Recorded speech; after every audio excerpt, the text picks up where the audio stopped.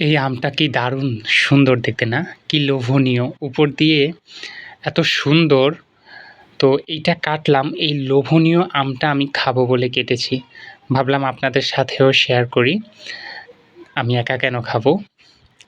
তো চলুন দেখি। এই যে দেখছেন, উপর দিয়ে ফিটফাট, ভিতরে সদরঘাট। এরকম আমার কিছু বন্ধু আছে, হ্যাঁ?